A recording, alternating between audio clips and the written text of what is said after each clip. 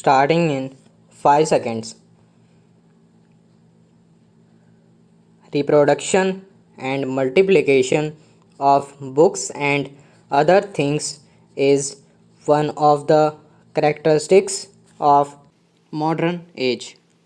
If someone wrote a book in ancient times, the writer could have only one copy of the handwritten manuscripts. If more copies were required, the whole thing had to be rewritten in hand by a scribe, which was an expensive and an arduous job. Today, on the other hand, if we want reproductions of a book or a given event, we have at our disposal not only the printing press but a few other scientific devices. Multiplication of things in the present age appears to be a mere child's play. In earlier days, if a good drama was staged and it happened to gain popularity, only those could benefit from it who were physically present when that play was staged.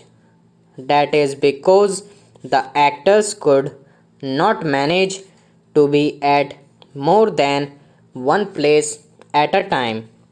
Even if a play was restaged, no one could guarantee that it would be rendered with the same skill and have the same effect on the audience as the original play staged earlier. All that has changed today. Now we can have a play staged simultaneously at several places. We can have it cinematographed and in this way also reproduce the original voice of every actor. This is what is generally known as a film. Cinema is a very powerful medium for projecting ideas.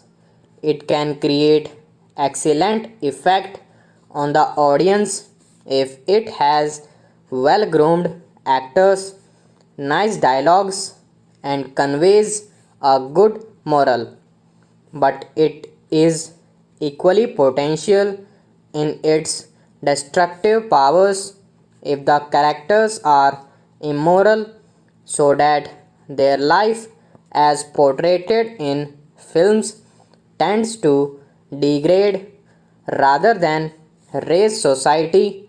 The capacity of the drama to do good or evil is limited in the sense that it can influence only those who see it enacted at one place at a time. But the capacity of the film is unlimited because of its reproductions and the large number of people who can see it any number of times at any number of places. It is therefore very necessary to be cautious in the production and use of films in order to ensure that they are utilized for the good of society. Broadly speaking, cinema may be said to have three main objectives, namely education, recreation, and propaganda, and these have utmost importance. After all, books can give only a part of the knowledge which is desirable for men to acquire. Far more than books, it is the experience, the contexts, and the environments which go to constitute an individual's knowledge. Cinema can be a great help in acquiring knowledge, from all these different sources because it can extend to incredible limits the field of our visual and auditory experience. It is a truism that things which we see with our own eyes influence us far more than things which we hear from others' mouth. Things which we see on the screen may not be leaving as lasting an impression on us as things which we see in our actual life, but nevertheless, scenes of the screen are more effective than description read in print or heard through ears. As for recreation, it is also of many kinds. There is recreation which, besides being entertaining, is also educative. There can also be something which is recreative but morally injurious. I cannot claim to have seen many films.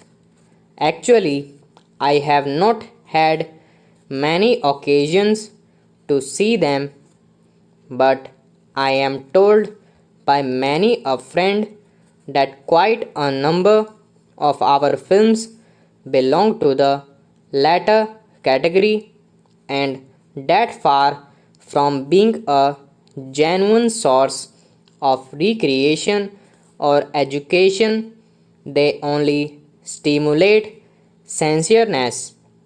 Much films have a particular bad effect on younger minds. Maybe that such films are more popular than others.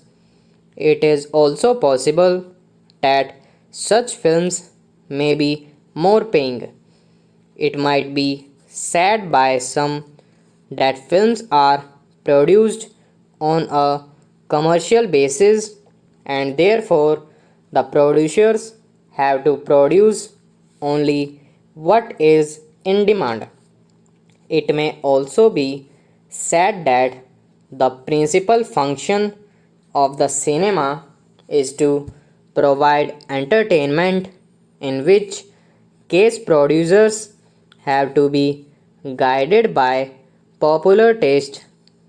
All these good points might be put for the sake of argument, but I would like to point out to those connected with cinema industry that if they want to render real service to the public, and I do believe it should be their idol, all these arguments should be of little consequence to them.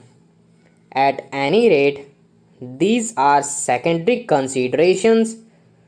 The primary consideration must be service of people.